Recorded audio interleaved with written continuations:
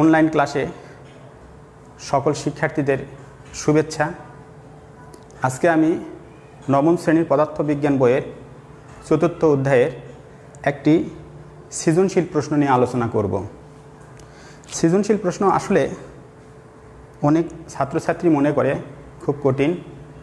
আসলে এটা একটু ভালো করে অনুশীলন করলেই সেই আর এই ভীতিটার থাকবে না, অনেকটাই কেটে যাবে। এই সৃজনশীল প্রশ্নের চারটি ধারা, একটি হচ্ছে জ্ঞানমূলক, তারপর অনুধাবন, তারপর প্রয়োগ, তারপর উচ্চতা।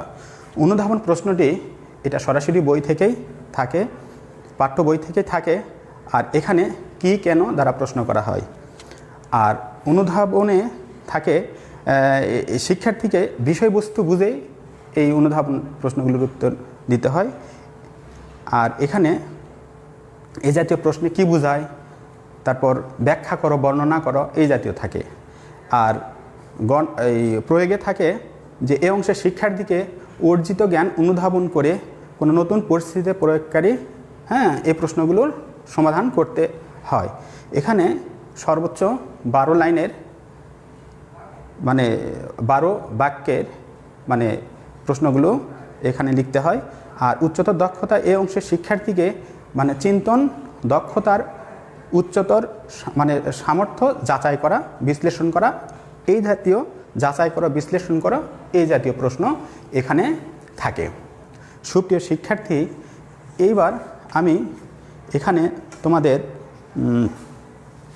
তোমাদের একটি চতুর্থ অধ্যায়ের একটি সৃজনশীল প্রশ্ন পড়ে তুলেছে যে 50 কেজি 50 কেজি ভরের একজন ব্যক্তি 15 কেজি ভরের একটি বস্তু সহ প্রতিটি 20 সেন্টিমিটার উঁচু 25টি সিঁড়ি 10 সেকেন্ডে উঠতে পারে। তাহলে এখানে এই উদ্দীপকের আলোকে এখানে চারটি প্রশ্ন হচ্ছে। একটি হচ্ছে জ্ঞানমূলক প্রশ্ন, কর্মদক্ষতা কাকে বলে। 2 নম্বর প্রশ্ন হচ্ছে 40 জুল কাজ বলতে কি বোঝো। 3 নম্বর প্রশ্ন হচ্ছে অনুধাবন, যে উক্ত ব্যক্তির ক্ষমতা নির্ণয় করো। 4 নম্বর কাজ উচ্চতর দক্ষতা, এখানে 25তম সিঁড়ির উচ্চতা থেকে বস্তুটিকে মুক্তভাবে পড়তে দিলে ভূমি স্পর্শ করার পূর্ব মুহূর্তে তার সমস্ত বিভব শক্তি গতিশক্তিতে রূপান্তরিত হয় কিনা গাণিতিকভাবে বিশ্লেষণ করো। এইবার আমরা প্রথম প্রশ্নের ক নম্বর জ্ঞানমূলক প্রশ্ন, কর্মদক্ষতা। কর্মদক্ষতা হচ্ছে কোনো যন্ত্রের লভ্য কার্যকর শক্তি ও মোট প্রদত্ত শক্তির অনুপাতকেই বলা হয় কর্মদক্ষতা। তাহলে আমি একটু বোর্ডে লিখছি, তোমরা দেখো যে কোনো যন্ত্রের লভ্য কার্যকর শক্তি ও মোট প্রদত্ত শক্তির অনুপাতকে কর্মদক্ষতা বলে। এই কর্মদক্ষতাকে সাধারণত শতকরা হিসাবে প্রকাশ করা হয়।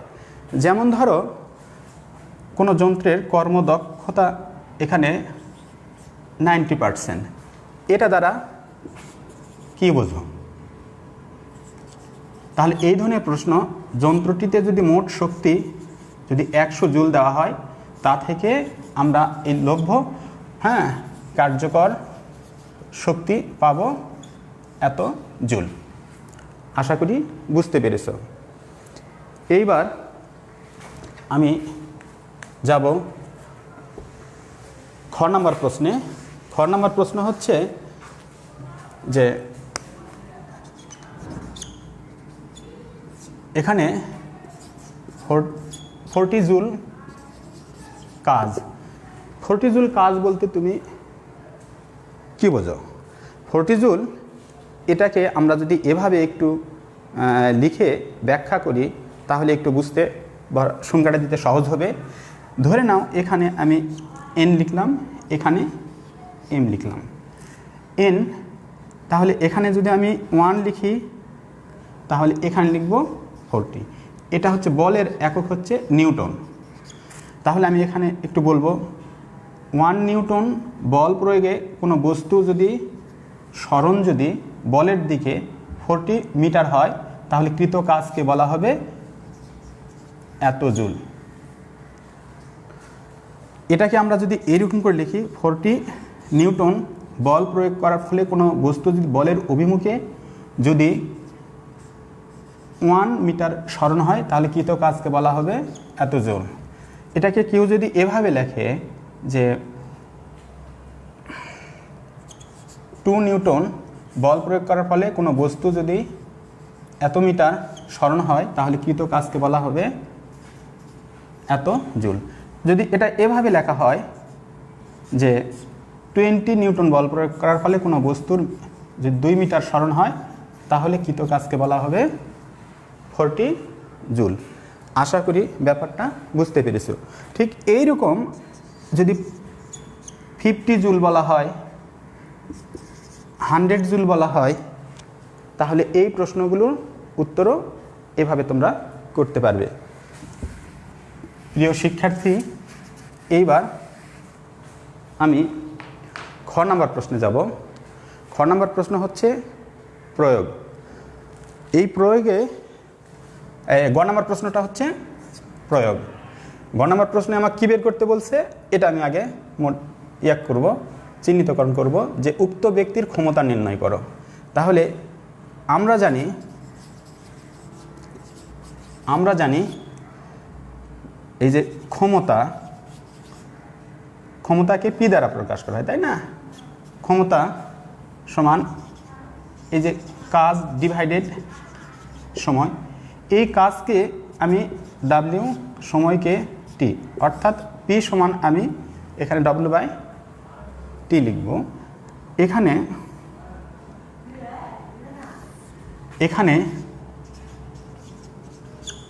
তাহলে এখানে আমাকে বুঝতে হবে যে এই প্রশ্নের কি কি মান দেওয়া আছে। তাহলে মোট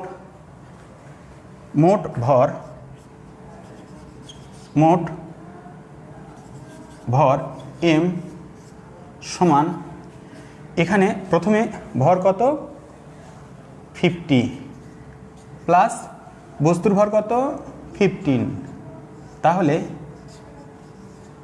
এই দুটা যোগ করলে 65 কেজি। তারপর অভিকর্ষজ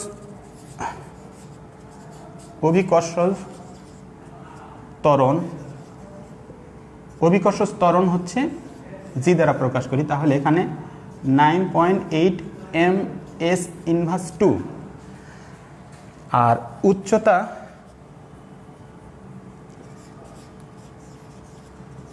উচ্চতাকে আমরা এইচ দ্বারা প্রকাশ করি। এইচ এখানে উচ্চতা কত, তাহলে এখানে উচ্চতা হচ্ছে প্রতিটি সিঁড়ি হচ্ছে কত 20। তাহলে একটি সিঁড়ি যদি 20 সেন্টিমিটার উঁচু হয় তাহলে সিঁড়ি কয়টি 25টি, 25টি। তাহলে 25 দ্বারা গুণ করলে এখানে সিএম সেন্টিমিটার, তাহলে এই দুটা গুণ করলে আমরা কত পাবো 50-100 সেন্টিমিটার। এই 50-100 সেন্টিমিটারকে মিটারে নিয়ে আসা তোমরা জানো যে 5 মিটার। আর এখানে ক্ষমতা ইকুয়াল হোয়াট। তাহলে আমরা জানি যে ডাব্লিউ সমান আমরা জানি অভিকর্ষ ত্বরণ, হ্যাঁ, মানে অভিকর্ষের বিরুদ্ধে যখন কোনো বস্তুকে উঠানো হয় তখন সেই ক্ষেত্রে কাজ হয় mgh,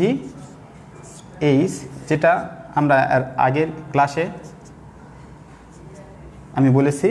এখানে এম বলতে বস্তুর ভর 65 কেজি, 9.8 ms ইনভার্স 2, এটা মানে অভিকর্ষ ত্বরণ জি এর মান, আর এইচটা হচ্ছে 5 মিটার। আর সময়টা কত এখানে এখানে সময় টি ইকুয়াল 10 সেকেন্ড। তাহলে এখানে সময় কত হবে? হ্যাঁ, এইবার এই তিনটাকে আমি যদি গুণ করি তাহলে আমি লিখতে পারবো এখানে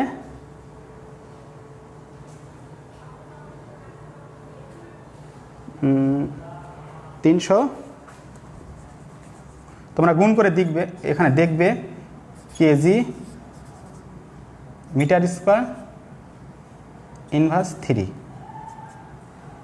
ঠিক আছে, তাহলে এখানে এটা সমান আমি লিখতে পারবো 318, এখানে আমি ওয়াট লিখতে পারবো। কেজি মিটার স্কোয়ার আর মানে সেকেন্ড ইনভার্স 3 এটা মানে হচ্ছে ওয়াট, তাহলে আমরা এটাকে ওয়াট লিখতে পারছি। আশা করছি এখানে তোমরা ব্যাপারটা হয়তোবা তোমাদের ক্লিয়ার হয়ে গেছে যে এখানে ডাব্লিউ সমান এটা পাই, এটার মানগুলো এখানে বসে দিলাম, দেওয়ার পর এইগুলো গুণ করলে এটা হয়, তাহলে এটা মানে এত মানে 318.5 সম্ভবত এটা গুণ করে তোমরা দেখবে এত ওয়াট। আশা করি বুঝতে পেরেছ। এইবার গ নাম্বার প্রশ্ন, এখানে গ নাম্বার প্রশ্নটা এখানে দেওয়া আছে যে ঘ নাম্বার প্রশ্ন 25তম সিঁড়ির উচ্চতা থেকে বস্তুটিকে মুক্তভাবে পড়তে দিলে ভূমি স্পর্শ করার পূর্ব মুহূর্তে তার সমস্ত বিভব শক্তি গতিশক্তিতে রূপান্তরিত হয় কিনা গাণিতিকভাবে বিশ্লেষণ করো। এখানে দেখো এটা প্রথম সিঁড়ি, তাহলে এইরকম বলতেছে কি প্রশ্নে, এটা হচ্ছে 25তম সিঁড়ি, তাহলে এটা হচ্ছে ভূমি। তাহলে এই ভূমি থেকে 25তম সিঁড়ির ন্যূনতম একটি উচ্চতা আছে, যেটাকে আমি এইচ লিখব। ঠিক আছে, তাহলে এখানে ভূমি থেকে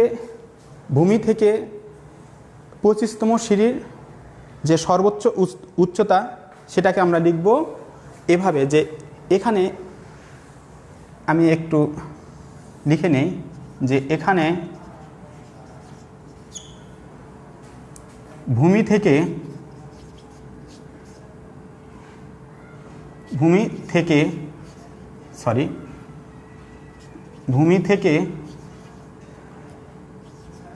25তম সিঁড়ির উচ্চতা এইচ সমান 5 মিটার, যেটা আমরা যে মানটা আমরা গতে পেয়েছিলাম। এইবার বস্তুর ভর এম ইকুয়াল, আমরা এখানে কত লিখব, বস্তুর ভর কত, 15 কেজি। বস্তুর ভর হচ্ছে 15 কেজি। আর অভিকর্ষ ত্বরণ কত, ত্বরণ জি ইকুয়াল 9.8 ms ইনভার্স 2। আর আদিবেগ ইউ ইকুয়াল 0, যেহেতু বস্তুটি স্থির অবস্থায়। তাহলে এই ক্ষেত্রে আমরা এই 25তম সিঁড়িতে 25তম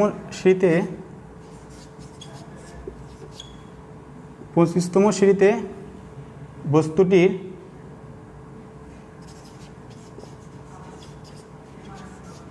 বস্তুটির বিভব শক্তি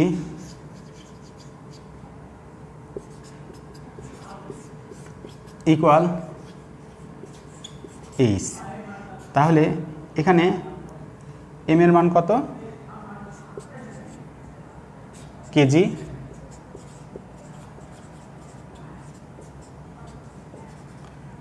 তাহলে এই তিনটাকে গুণ করলে আমরা পাবো 7 এত জুল। এখন যদি এই বস্তুটিকে মুক্তভাবে পরন্ত অবস্থায় ভূমি স্পর্শ করার পূর্ব মুহূর্তে যদি এর বেগ যদি ভি হয়, যে বস্তুটি মুক্তভাবে পরন্ত অবস্থায় এর যদি বেগটা যদি ভি হয়, তাহলে সেই ক্ষেত্রে আমরা পাবো ভি স্কোয়ার সমান ইউ স্কোয়ার প্লাস 2GH।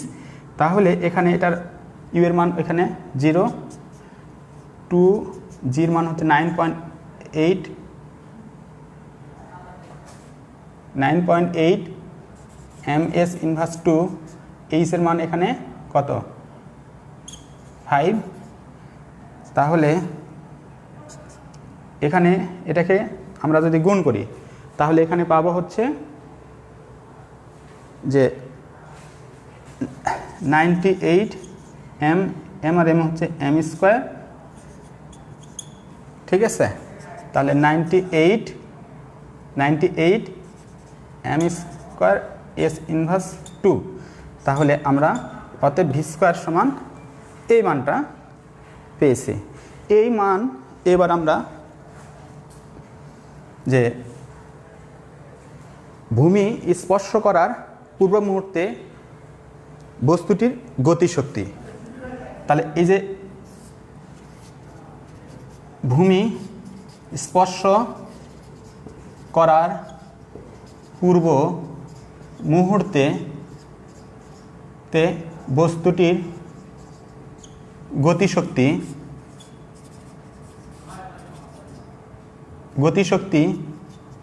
হবে,